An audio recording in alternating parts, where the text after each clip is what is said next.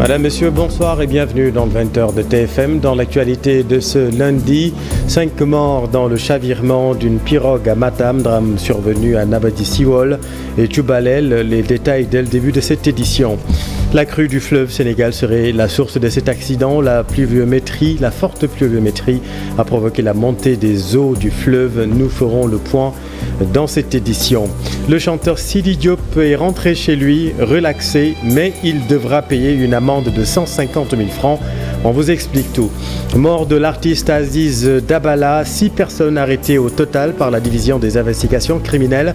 Mais cette affaire a mis en lumière d'autres enquêteurs sur la toile. Des influenceurs se sont saisis de l'affaire au risque de perturber l'enquête, voire de mettre la vie d'autrui en danger.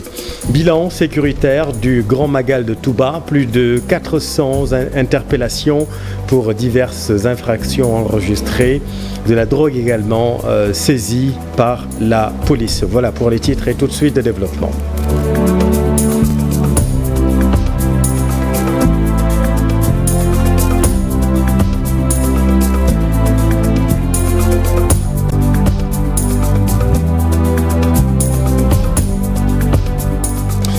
Malgré le déploiement rapide des secours, elles n'ont pas été sauvées. 5 personnes décédées dans le chavirement d'une pirogue à Matam entre Nabadi Siwol et Tchoubalel. Le point avec Ali Bandeliang. C'est une véritable catastrophe à Nabadi Siwol. 5 morts, c'est le bilan du naufrage de la pirogue qui transportait des paysans qui devaient se rendre dans les périmètres rizicoles situés de l'autre côté du bras de fleuve le Djamel. Avec la forte pression des eaux du fleuve qui a même quitté son lit naturel, la petite embarcation déséquilibrée va se heurter sur le poteau du pont en construction au milieu du bras de fleuve. Les éléments des sapeurs-pompiers venus de Matam, en plus des volontaires de la localité, mais les recherches n'ont toujours pas été fructueuses. On m'a appelé pour me dire qu'il y a des cas de noyade. Aussitôt, j'ai appelé les maires, j'ai appelé le sous-préfet, le commandant de brigade pour les informer de ce qui se passe. Aussitôt, je me suis rendu directement ici pour s'enquérir la situation avec le maire, avec Aruna Keita, le jeune Aruna Keita. Se trouvant de l'autre côté du fleuve, l'État avait pourtant engagé les travaux de construction du pont de Nabadi pour désenclaver le nouveau périmètre de 500 hectares. On a des petits périmètres qui se trouvent derrière le petit fleuve de Djamel. Et chaque matin, les gens traversent là-bas pour aller cultiver leur champ. Absolument, vraiment, je dis que c'est la cause. Hein? Je vous dis que c'est la cause. En tout cas, nous, on a vraiment, depuis 85 ans, on a averti les autorités locales, les autorités départementales, centrales. Le travaux ont commencé depuis 85 ans et jusqu'à maintenant, vous voyez, rien ne bouge. Cela est dit à l'enteur des travaux du pont. Et alors, avec ça, l'État, la CR a aménagé plus de 500 quelques hectares et on nous oblige d'aller cultiver là-bas. Est-ce que ça c'est possible? Est-ce que moi, en tant que chef de village, je vais prendre des risques pour laisser toute ma population et aller se mourir uniquement pour cultiver du riz? C'est pas possible. Vraiment, nous appelons vraiment des autorités centrales, le transport, voire même le président de la République et le Premier ministre. Vraiment, ils n'ont qu'à réagir vite, parce que vraiment, ça c'est une catastrophe. Le drame a eu lieu à Nabadi Siwol, certes, mais il faut retenir que toutes les localités du Dandemayo sont sous la menace. Aujourd'hui, en dehors du pont de Ganguel Soulé et celui de Wendou Bossiabé dans le Canel, tous les autres ouvrages de la région se trouvent dans un état de dégradation plus que préoccupant. La crue du fleuve Sénégal serait la source de cet accident. Pourtant, les services avaient lancé l'alerte. La forte pluviométrie a provoqué la montée des eaux du fleuve. Voyons tout cela avec Dissa Pereira. L'alerte a été lancée depuis ce samedi. La tendance générale est à la montée des eaux du fleuve Sénégal. En quelques heures, les eaux ont débordé et perturbé les activités. Une situation née des dernières pluies, mais également du changement climatique. De toute façon, tout ça c'est lié à... De manière générale, les inondations sont liées souvent au changement des états de surface. Ce changement lui-même est lié au changement climatique ou dérèglement climatique de manière globale, qui fait que les superficies qui étaient boisées ne le sont plus. On n'a plus de superficies boisées. On n'a plus de couvert végétal qui ralentissait les écoulements des surfaces, etc. ce qui se passe, c'est que toute la quantité d'eau qui tombe sous forme de précipitation est acheminée directement vers les parties les plus basses qui sont les cours d'eau. Une situation qui pourrait être contenue selon cet expert hydraulique qui pense également qu'au-delà des différents États, l'Organisation pour la mise en valeur du fleuve Sénégal devrait mettre en place son propre plan d'aménagement du fleuve Sénégal. Bon, l'OMVS doit, je pense que certainement c'est eux-mêmes qui ont signalé la crue parce que c'est eux qui ont le contrôle de l'hydrologie du fleuve, que je sache. Mais la question fondamentale est entre Manantani et Diama, il y a très peu d'ouvrages de régulation du fleuve. Il n'y a pas d'ouvrages spécifiques qui ont été faits. On n'a pas consolidé les berges. Le danger, c'est pour les populations qui vivent juste au bord du fleuve. Mais tout ça ces populations pourraient être protégées, ces habitations peuvent être protégées. C'est ce qui se fait partout. C'est des endiguements, c'est la création des pieds.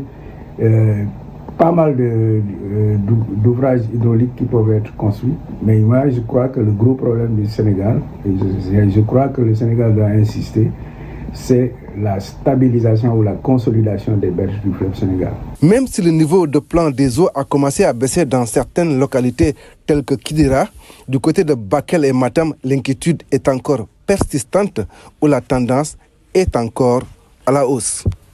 Merci Dissa. Dans le reste de l'actualité, l'artiste Sidi Diop est libre. Il rentre chez lui relaxé concernant les accusations de production et d'usage de faux documents au bénéfice du doute, mais il devra payer une amende de 150 000 francs CFA. Mort de l'artiste Aziz Dabala, 6 personnes arrêtées au total par la division des investigations criminelles. Mais cette affaire a mis en lumière d'autres enquêteurs du genre sur la toile. Des influenceurs se sont saisis de l'affaire au risque de perturber l'enquête, voire de mettre la vie d'autrui en danger. Reportage Habib Faye. 6 personnes ont été interpellées dans l'affaire du meurtre d'Aziz Dabala et de Wali. Cependant, une vague de désinformation anime les réseaux sociaux depuis l'annonce de ce drame. Une liberté d'opinion qui est bien notée dans la constitution du pays. Daoudomine, chroniqueur judiciaire, fait le point. On ne peut pas reprocher à un journaliste ou bien même à un citoyen ordinaire de donner des informations parce que la liberté d'expression et la liberté de presse sont consacrées par la Constitution. Maintenant, lorsqu'il s'agit de donner des informations, il y a des fondamentaux à respecter. La première des choses, c'est de veiller à la véracité de l'information. La deuxième chose, c'est de veiller à la présomption d'innocence. Et troisièmement, de veiller au respect de l'enquête pour ne pas divulguer des informations qui seront dommageables à l'enquête. Partant de ce fait-là, on estime que ce qui s'est passé dans l'affaire Aziz Dabala, il y a énormément d'informations qui sont classées fake news. Une affaire qui suscite beaucoup de polémiques. Le procureur doit-il faire une sortie pour éclairer la lanterne des Sénégalais? Maintenant, dans ce genre de situation, vu que l'information, cette affaire-là, fait couler beaucoup d'encre et de salive, il reviendrait au procureur de la République de faire une sortie pour couper court aux rumeurs. Il revient également aux autorités chargées de l'enquête de faire une sortie pour donner les bonnes informations à la population sénégalaise qui a le droit de savoir exactement ce qui s'est passé. La circulation de fausses nouvelles est alors punie, dit-il. Après cela, toutes les personnes qui auront commis des infractions quand même pourront être poursuivies par le procureur de la République. Parce que la diffusion de fausses nouvelles, la diffamation, le secret de l'enquête est protégé, ce qui fait que toutes ces personnes-là qui transgressent un certain nombre de règles prévues et réprimées par le code pénal s'exposent quand même à des sanctions. Avec un changement noté récemment dans la magistrature du pays, le procureur, maître de l'enquête et des poursuites, fera-t-il le point pour mettre fin aux rumeurs sur l'assassinat de ces deux jeunes? La police tire le bilan sécuritaire du Grand Magal de Touba. Plus de 400 interpellations pour diverses infractions enregistrées. Du chanvre indien également saisi 3,450 kg exactement. Le point avec Aminata Mbaresso. 130e édition du Grand Magal de Touba, la police nationale a déployé de gros moyens pour la sécurité des biens mais aussi des pèlerins. Ainsi, ils étaient au total 4331 agents de la police nationale à se déployer dans la ville sainte Des agents appuyés dans leur travail par des caméras de surveillance et des drones de surveillance installés dans différents endroits de Touba, Baké, mais aussi Diourbel. Ce travail minutieux mené par la police nationale a permis de mettre la main sur 428 personnes, des interpellations liées à diverses infractions dont celle de meurtre. Sur 428 personnes interpellées, les 111 ont été présentées au parquet. Toujours au cours de ces opérations de surveillance dans la ville sainte de Touba, des personnes détentrices de produits prohibés par la loi ont été arrêtées. La police a mis la main sur 3,450 kg de chanvre indien et 282 cornets de ce même produit prohibé. Revenant sur les accidents de la circulation, 54 au total ont été enregistrés par la police. Des motos et des véhicules ont été également mobilisés pour défaut de pièces. Dans le cadre de ces interventions sanitaires, les agents de la police nationale ont eu à consulter environ 158 individus, dont 2 évacuations. Dans l'actualité politique, naissance du bloc des libéraux et des démocrates, l'objectif préserver les acquis démocratiques, disent les membres. Seulement, des dissensions se font déjà remarquer. Explication Alassane Ba, Diafara Prera. Serigne Mbacké Ndiaye ne se retrouve plus dans ce projet, c'est pourquoi il a décidé de prendre sa voie. Même s'il a longtemps soutenu l'idée d'une retrouvaille de la famille libérale, il estime que la première chose à faire après la mise en place de ce bloc, c'était de procéder à l'évaluation de leur participation à la présidentielle du 24 mars dernier. Mais on ne peut pas faire table rase de tout ça et dire bon, on n'en parle pas, on oublie, on crée une autre alliance et on va vers d'autres élections législatives. Je ne suis pas d'accord. Deuxièmement, nous avons gouverné, nous avons aidé le président Macky Sall, donc nous avons gouverné avec lui. Nous sommes à la tête de ce pays, j'allais dire, depuis 24 ans. Moi, je ne peux pas me permettre, 4 mois, 5 mois après avoir quitté le pouvoir, de sortir dans la rue et de me mettre à critiquer. J'avais dit aux Sénégalais, ne votez pas pour Diomaye. Les Sénégalais ont voté pour Diomaye. Les Sénégalais n'ont qu'à assumer. Je ne critiquerai pas le régime actuel. Je ne critiquerai pas les actions du gouvernement actuel. L'approche est bonne d'après le politologue qui voit en la démarche une manière pour Macky Sall de maintenir en vie l'Alliance pour la République, membre du bloc. Amadouba est en train de creuser son sillon. Nous avons vu récemment, il est allé à Touba, donc il est en train de sillonner plus ou moins le pays. Donc il est en train de mettre en place un appareil, n'est-ce pas, au sein même de l'APR. Donc le président de la République, Macky Sall, peut avoir le sentiment que s'il ne fait rien, évidemment, le parti risque de revenir n'est-ce pas, à Amadouba. Donc le fait de créer ce bloc-là, évidemment, lui permet d'avoir, disons, la même mise, n'est-ce pas, sur le parti. Le leader de la CLP est en train de travailler avec ses amis sur une nouvelle alliance. Bekmi sera bientôt présenté aux Sénégalais. C'est de mettre sur pied un cadre crédible, capable de d'être une alternative. Crédible. Nous allons vers des élections législatives et notre objectif, nous, c'est de gagner ces élections législatives. Notre objectif, c'est d'imposer une cohabitation au gouvernement du président Diomaye. Maintenant, il appartient aux Sénégalais de nous dire, oui, ce que le président Diomaye est en train de faire avec son premier Ousmane Sonko, c'est bien. Ils n'ont qu'à voter pour eux, pour les législatives. Ce n'est pas bien, une alternative est là. L'opposition a compris une chose, qu'il ne faut pas être seul face, disons, à la coalition Diomaye président, qui est venu avec un projet, qui est en train de dérouler, n'est-ce pas, ce projet-là. Et on a vu un certain nombre de ruptures, n'est-ce pas, depuis qu'ils sont là depuis 4 mois. Il faut s'attendre à des fissures au sein, n'est-ce pas, de Benno, au sein de l'APR et au sein d'autres partis politiques. La mise en place seule de bloc ne suffit pas. Bakary Domingo Mané invite l'opposition à orienter sa stratégie sur le discours à proposer. Parce que la bataille de l'opinion se gagnera dans le fond et non dans la forme. Franchement, ça va se gagner dans le fond parce que ce que j'ai vu jusque-là, vraiment une certaine opposition qui est dans des détails, ces détails-là, ça fait rire.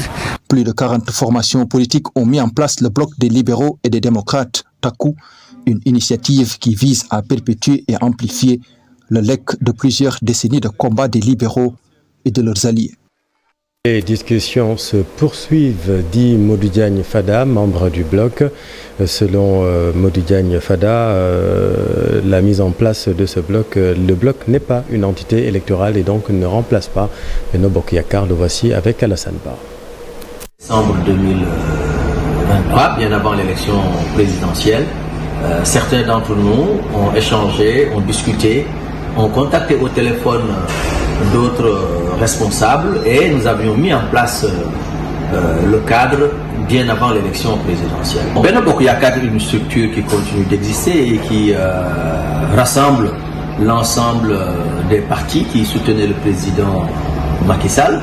Les discussions sont en cours au niveau de Benno Bokk Yakaar pour essayer de ce qui va se passer à la suite des discussions.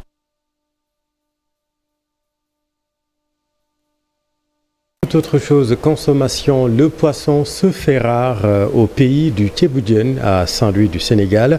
La pêche n'est pas bonne ces temps-ci, du coup les étals sont vides et dans la vieille ville, vous allez le voir, la rareté du poisson est le sujet de tous les échanges au Ousseynou Diop, Fabib Seck. Au quai de pêche de Gendar, les femmes attendent depuis des heures les premières pirogues. Depuis plus d'un mois, elles ont constaté la rareté du poisson sur le marché. Marie Mbodj est sur place depuis 6 heures du matin. Elle vient de Khimbach, un village situé à plus de 40 km de la ville de Saint-Louis. Le poisson coûte très cher aujourd'hui. C'est surtout à cause du magal et de la rareté du produit. J'ai acheté ça à 60 000 francs. Nous l'avons partagé entre amis pour le revendre. Pour ces femmes, la rareté des pluies dans le nord du pays, surtout à Saint-Louis, est la cause de cette situation. Kumbassien habite au quartier Lodo de Gendar. Ces derniers jours, le poisson se fait rare. On est obligé d'aller dans les usines de conservation pour trouver du poisson. Mais cela est dû à la rareté des pluies dans la ville de Saint-Louis. Ici, les caissons de la sardinelle sont revus à la hausse. Ils coûtent entre 50 000 et 55 000 francs CFA, selon Deimane Diop. Auparavant, on achetait le caisson entre 40 000 et 45 000 francs. Mais aujourd'hui, le prix est revu à la hausse. Ça coûte entre 50 et 55 000 francs parce que tout simplement, il ne pleut pas à Saint-Louis. À Gendar, l'activité de pêche est au ralenti. Ici, les quais de pêche sont vides à cause de la rareté du poisson. Merci Ousseynou. Le collectif des 76 licenciés du King Fat Palace dénonce leur licenciement pour motif économique. Le collectif exige la réintégration des travailleurs dans la boîte dans les meilleurs délais. Compte rendu de leur conférence de presse, cher Koné Diop. Ils sont au nombre de 76 travailleurs à l'hôtel King Fat Palace, licenciés depuis 2021. Ces derniers dénoncent ces licenciements qu'ils jugent arbitraires. Là, bien avant la Covid, ils se profitaient souvent, de l'occasion pour faire des licenciements de tort à travers. Et lors de la Covid, ils se profitaient de l'occasion. Et je dirais même que ces licenciements,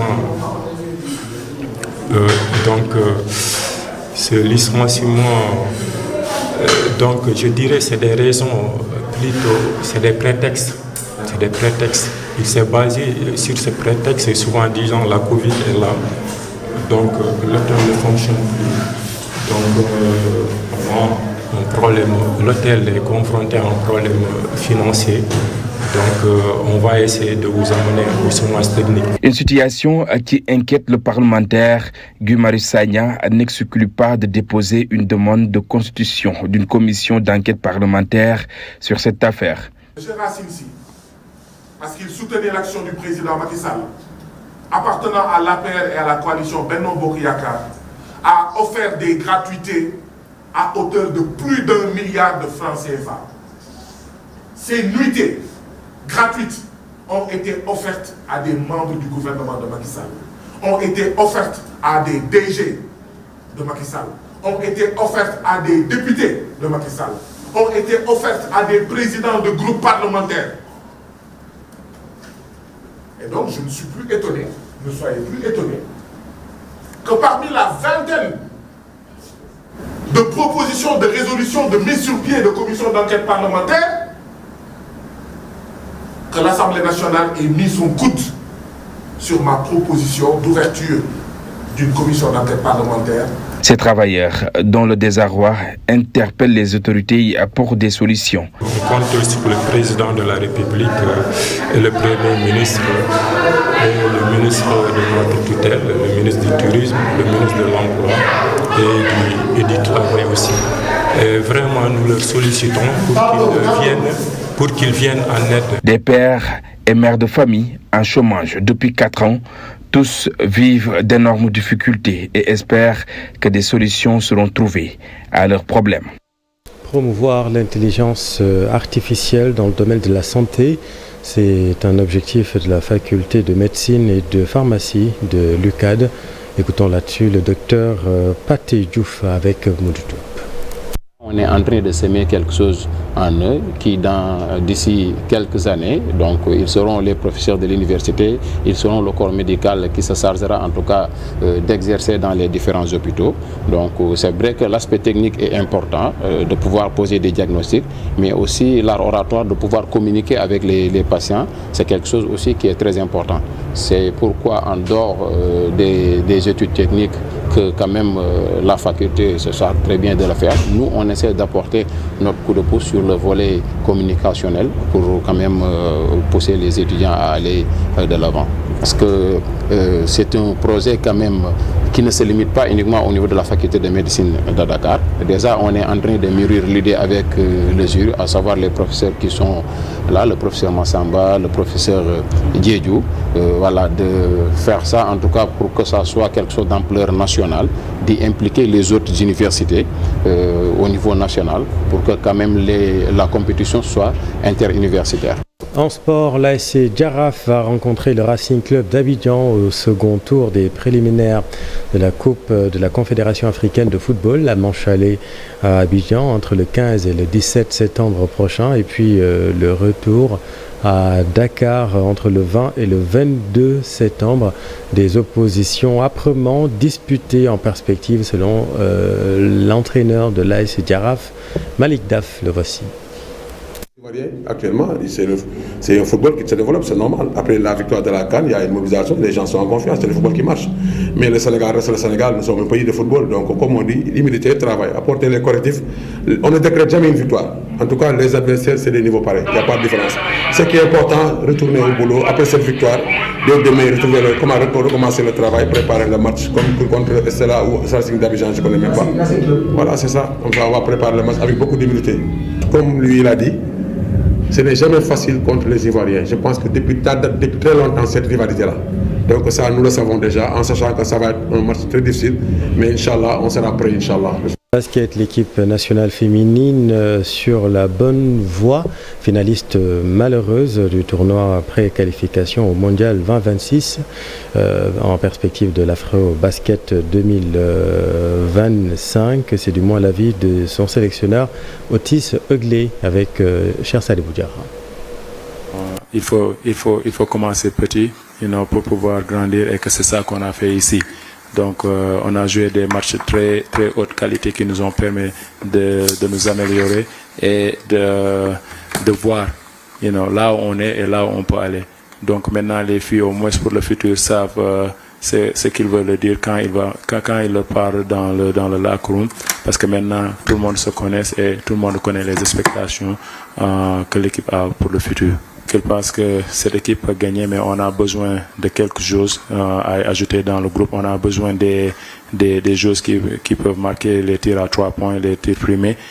C'est la fin de cette édition. Merci infiniment de l'avoir suivi. Soir d'info, la suite dans un instant avec Cher Tidiane Diagne. Restez avec nous, vous êtes au bon endroit. Bonne soirée.